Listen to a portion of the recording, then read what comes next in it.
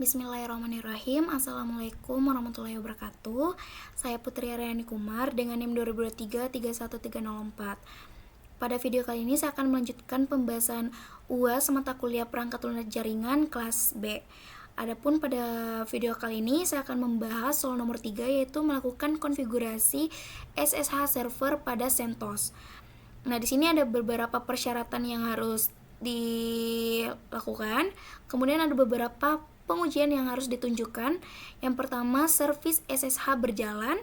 Port SSH berubah menjadi 2 dengan nilai X adalah 3 digit belakang NIM. NIM saya 304. Jadi untuk portnya itu berubah menjadi 2304. Kemudian login menggunakan root ditolak. Login menggunakan salah satu user berhasil. Nah, user di sini yaitu user yang telah dibuat pada soal nomor 2. Kemudian koneksi SSH berjalan dengan baik. Kemudian ada beberapa bukti yang harus dikumpulkan dan ada 2 pertanyaan untuk soal nomor 3 yang akan dijawab setelah penjelasan CentOS. Nah, langsung saja untuk CentOS-nya kita masuk sebagai root dengan perintah sumin. Kemudian untuk perintah whoami adalah perintah yang digunakan untuk mengetahui user yang sedang aktif. Nah, user yang sedang aktif di sini adalah user root. Kemudian kita akan memastikan Open SSH server sudah terinstall dengan perintah rpm minqui, yaitu digunakan untuk mengecek apakah paket Open SSH server ini sudah terpasang pada sistem atau belum. Jika sudah, maka akan tampil outputan seperti berikut. Kemudian kita akan menjalankan service SSH dengan perintah systemctl star sshd. Kemudian kita akan mengaktifkan SSH saat booting dengan perintah systemctl enable sshd dan memastikan service SSHD berjalan dengan perintah sistem status SSHD. Nah, di sini perintah ini akan digunakan untuk melihat status layanan SSH sendiri. Nah, untuk statusnya sendiri di sini aktif dan running, artinya layanan SSH telah berjalan dengan baik. Jadi untuk pengujian pertama sudah berhasil terpenuhi.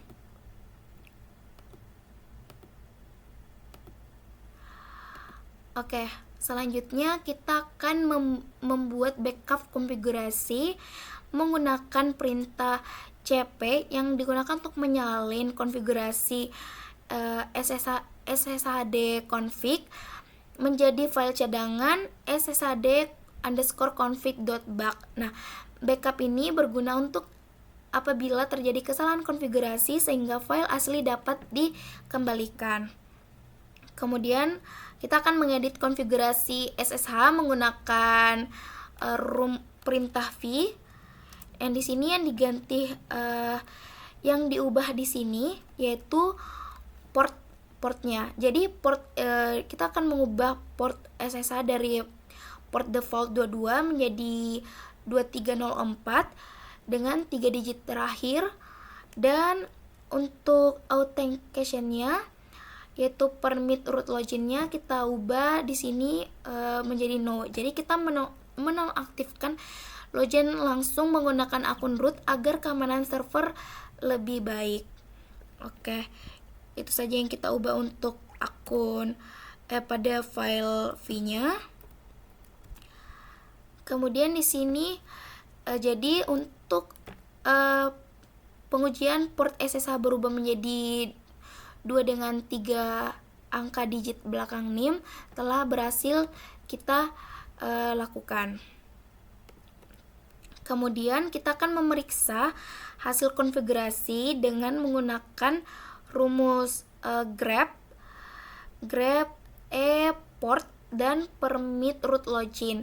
Jadi perintah grep ini digunakan untuk mencari baris tertentu di dalam file konfigurasi sehingga hanya port dan permit root loginnya yang ditampilkan. Tadi yang kita ubah itu adalah port dengan permit root login. Nah, kemudian kita akan mengecek status SL Linux-nya menggunakan perintah get_enforce. Di sini keluar output-nya itu enforcing, artinya SL Linux ini aktif dan dapat membatasi layanan SSH menggunakan port selain 22. Kemudian kita akan menambahkan port SSH pada SL Linux. Di sini menggunakan perintah semanage port min A min T SSH port underscore T min P TCP 2304. Nah, di sini perintah ini akan menambahkan port 2304 ke dalam port yang diizinkan digunakan oleh SSH, yaitu SSH underscore port underscore T. Nah, di sini karena portnya sudah ada, saya ubah di sini pakai min M, yaitu digunakan untuk mengubah konfigurasi port yang sudah ada. Kemudian kita akan memastikan port SSH yang sudah diizinkan dengan perintah semanage port min L grep SSH. Jadi ini perintah ini akan menampilkan seluruh port yang diizinkan oleh layanan SSH oleh SE Linux. Nah, di sini sudah ada portnya yaitu 2304 dan 22. Nah, artinya SSH diperbolehkan menggunakan port 22 dan 2304.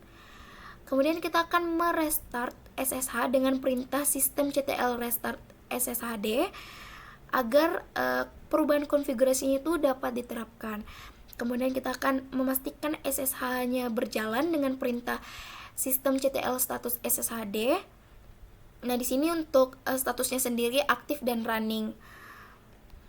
Nah, kemudian kita akan memastikan SSH menggunakan port 2304 dengan perintah ss min tun lp grep sshd. Nah, jadi perintah ss di sini digunakan untuk melihat port yang sedang digunakan oleh layanan pada sistem. Nah, di sini ada port 2304 yang digunakan. Jadi artinya SSH sudah berjalan pada port 2304. Kemudian di sini kita akan mengetahui IP-nya. Nah, untuk IP-nya sendiri ada pada 192.168.100.2. Kemudian kita akan melakukan pengujian untuk perintah pengujian sendiri, yaitu SSH min P 2304. Kita gunakan misalnya user yaitu Fanny at 192.168.100.2. Jadi SSH sendiri sini menjalankan layanan secure cell-nya. Kemudian P di sini menentukan port yang digunakan yaitu port 2304. Kemudian Fanny ini adalah nama penggunanya atau nama usernya, dan 192.168.100.2 ini merupakan alamat IP servernya. Kita login. Nah, di sini kita diminta untuk memasukkan password yang sebelumnya kita buat, yaitu ITPLN 304. Nah, di sini berhasil login menggunakan user. Nah, untuk pengujiannya di sini juga berhasil, yaitu untuk login menggunakan salah satu user berhasil dan koneksi SSH berjalan lancar. Nah, tinggal satu yang belum kita uji, yaitu login menggunakan root dengan ditolak. Nah, di sini kita coba menggunakan root. Ini kita keluar dulu. Ini masuk ke root. Kita pakai rumusnya, kita ganti di sini menjadi root. Kita masukkan untuk sandi root kita. Nah, di sini muncul permission denied. Nah, artinya hal ini menunjukkan bahwa konfigurasi permit root login itu kita nonaktifkan telah berhasil diterapkan. Oke, jadi untuk pengujian login menggunakan root ditolak juga berhasil kita lakukan. Selanjutnya kita akan membahas pertanyaan nomor 1 pada soal ketiga, yaitu mengapa port SSH diubah dari 22 menjadi 2 dengan 3 digit belakang NIM kita. Nah, jawabannya untuk port SSH diubah dari port default 22 menjadi port 2304 untuk meningkatkan keamanan sistem. Jadi port 22 itu merupakan port standar yang sering menjadi sasaran serangan otomatis seperti brute force. Dengan menggunakan port yang berbeda, risiko serangan dapat dikurangi. Nah, selain itu juga pengguna port 2304 juga mengikuti ketentuan dari soal berdasarkan 3 digit terakhir nih. Kemudian untuk soal nomor 2, mengapa login root melalui SSH dinonaktifkan? Karena login root melalui SSH dinonaktifkan karena akun root memiliki hak akses penuh terhadap sistem. Jika akun root berhasil diakses oleh pihak yang tidak berwenang, seluruh sistem dapat dikendalikan. Oleh karena itu, login dilakukan menggunakan akun pengguna biasa, kemudian menggunakan su atau sudo jika memerlukan hak administrator. Jadi sekian untuk pembahasan soal nomor 3. Terima kasih. Wassalamualaikum warahmatullahi wabarakatuh.